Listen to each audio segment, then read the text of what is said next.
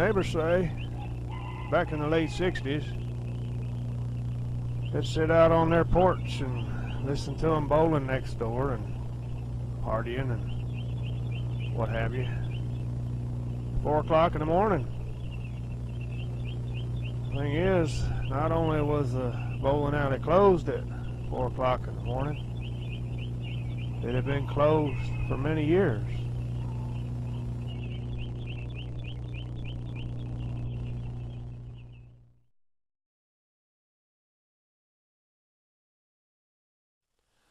During the 19th century, Germans settled in many locations throughout south central Texas. The Deutsch were very big on physical fitness and would establish social clubs centered around gymnastics and other strength-building activities. Many of these immigrants sided with the Yankees during the War of Northern Aggression. This led to deadly battles between Unionists and Confederates who were once neighbors and friends. When Granny Lee surrendered and the dust settled, the Deutsch and the rest of us were playing nice again. Later in time, the area took on a wild west patina, and legend has it gunfights would break out willy-nilly over women and card games and whatnot. Bullets flew and nooses noosed, and Deadwood came to Texas. So the fitness-obsessed Germans brought bowling to their gathering halls. While the attire is similar, this was not your brother-in-law's game. Instead of 10 pins and finger holes, they used 9 pins that looked amazingly like milk bottles, and their balls were smaller. Rules for 9 pins were such that a game could last hours or even days. Gambling became rampant at these venues. The stress over lost bets combined with fatigue from week-long matches resulted in hostility and bad behavior. Add to that lingering resentment over the war, and the tension became palpable, so that much blood was spilled and many a life was lost between these gutters and ball returns. This carnage and other ravages only gambling can bring got so out of hand, apparently, that 9-pin bowling was outlawed in every state in the U.S., except Texas. This remains true unto this day, and many 9-pin alleys can still be found in the Tri-County area. Well, good warm beer and German chocolate cake has healed many a rift, so soon the Deutsch and the rest of us rushed together back to the foul lines, but not beyond, because that would be cheating. Aside from occasional periods of flesh and blood vacancy, I know firsthand that premeditated bowling occurred on these premises well into the 2000s, as did excessive imbibing and unrestrained music appreciation. The squeeze boxes only recently went quiet within these grizzled walls. Did such volatile and violent times give rise to the hordes of spooks that yet inhabit this venerable structure? Silence and empty kegs were not reason enough for the multitude of specters to vacate this fitness factory. As you will soon see, the merriment, as it were, continues night and day.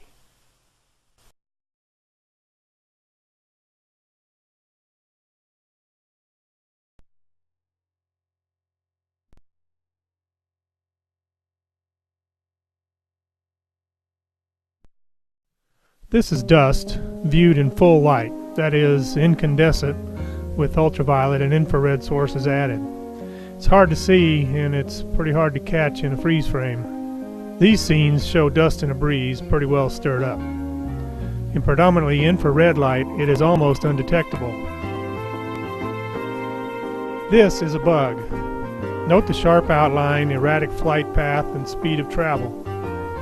Pretty hard to mistake this for anything besides a bug. This is what's commonly known as a spook ball, usually spherical, and notice the typical smooth trajectory and graceful movement. Unlike dust and bugs, spook balls are only visible using infrared light, which indicates that it's a source of heat or other energy. Dust, bugs, and spook balls all exist in the same air, and spook balls can and will drift alongside dust in the breeze. Notice, however, that often, while several are moving seemingly in unison, one will pass through the same space in the opposite or a perpendicular direction. Dust can't do that.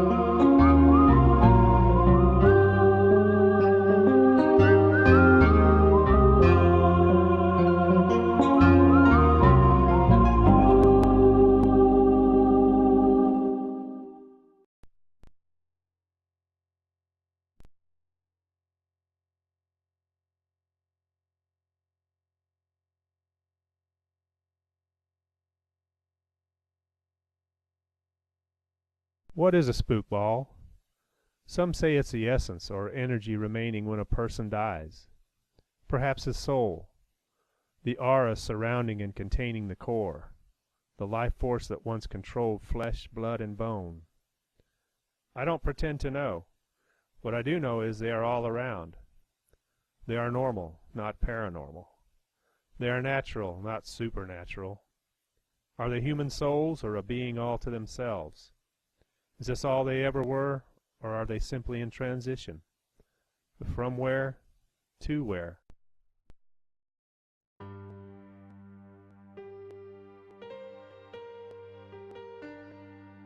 Do they communicate, cooperate, collaborate? Do they interact with other beings?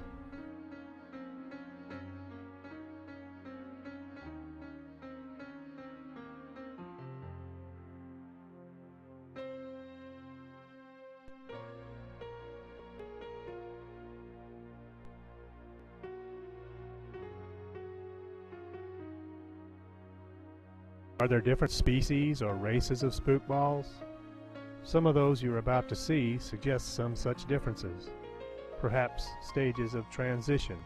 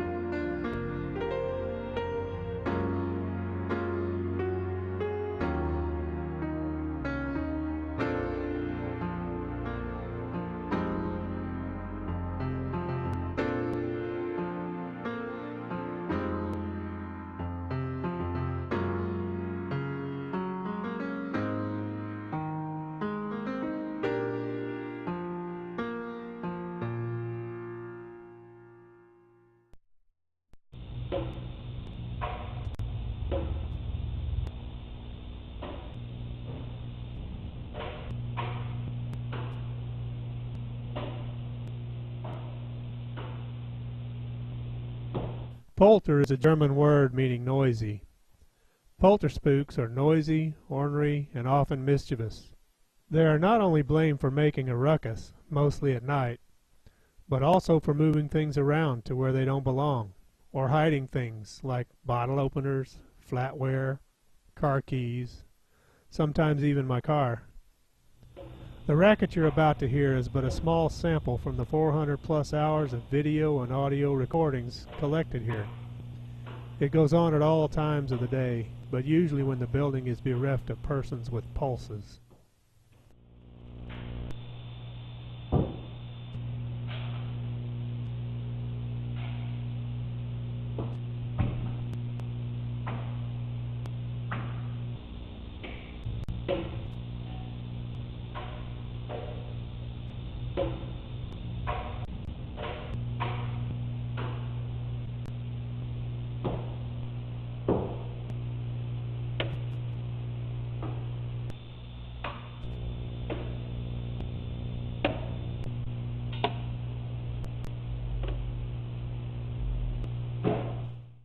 Listen carefully to this series of noises.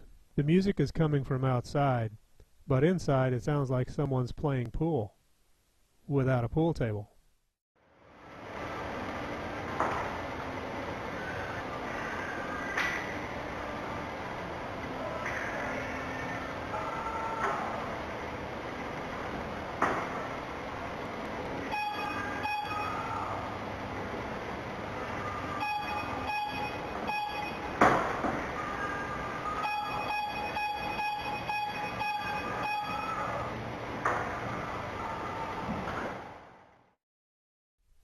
While we were setting up for this investigation, the polter spook was messing with the flashlight. That is, whenever we weren't looking. This is a simple mag light that illuminates when the end is twisted.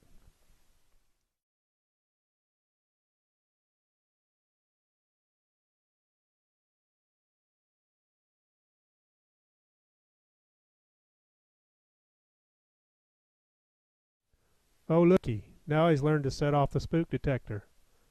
That indicates a shift in the surrounding magnetic field.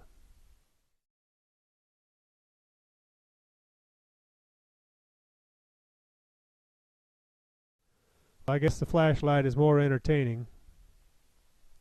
Come on, one more flash. Thanks. Here's a few polter spook balls setting off the spook detector.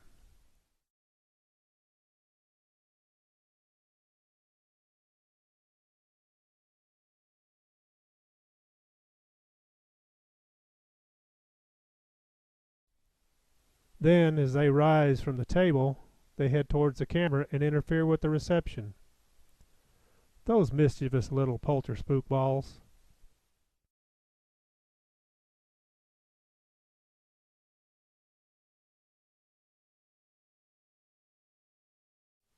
After long hours of poltering, the spooks are ready to call it a night. So about 11:40, they push the door open and leave. All is quiet until the next afternoon.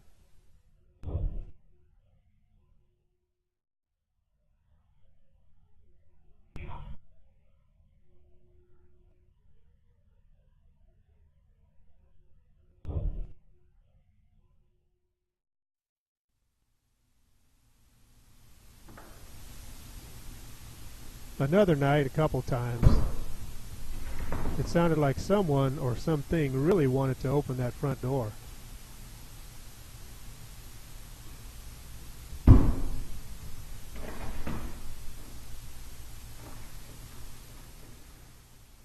At least once, they succeeded.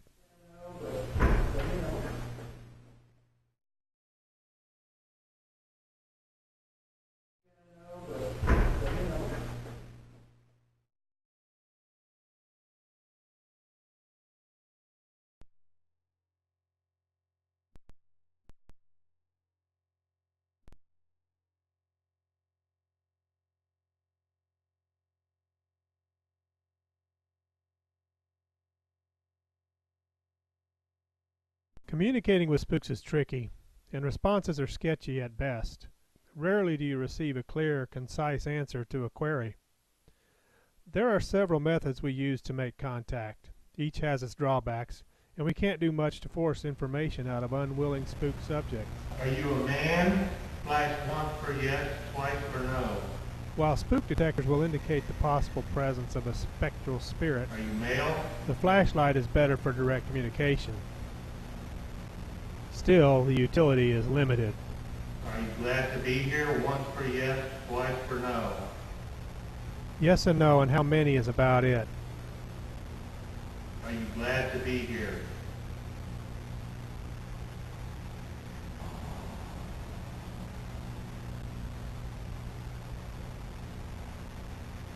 When they feel like humoring us.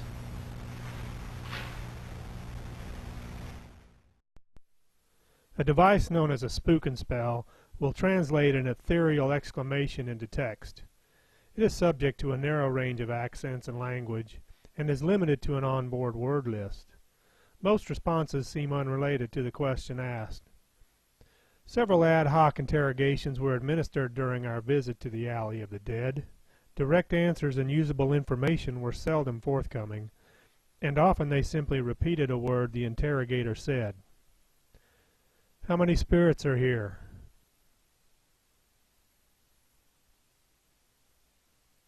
Shall we move on to the next question?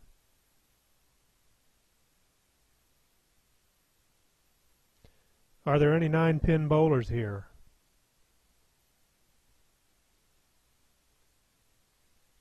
A few names were given by the spooks: Don, Nick, Veronica, Ann. Don's name came up several times regarding gymnastics, soldiers, and the Civil War, but no specifics could be gleaned. Ann seemed to really want to make contact. Ann, repeat your name. Are you male or female? Ann, what did you do here?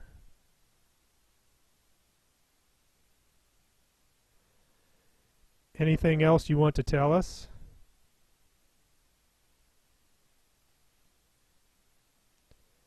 After a few non-responses, I said, Ann, say whatever else you wish to say. No progress from that point. The last question we asked using the spook and spell was, is there anyone here who can light the flashlight? There's always a smart ass in the crowd. Actual voice recordings are the most rewarding, though even those rarely cast much light through the veil. These voices are usually only audible during file playback, and are often hidden within the sound of our own voices. Preparing to interrogate the unseen crowd, the detective said, This is it. This is it.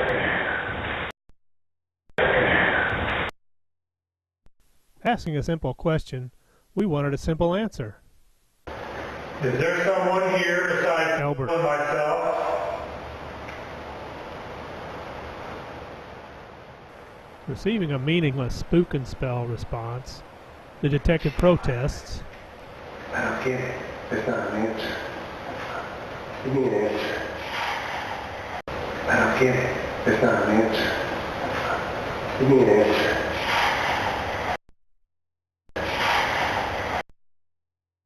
Is there someone here who can operate a flashlight? Requesting a flashlight response, the detective turns his flashlight on, then off.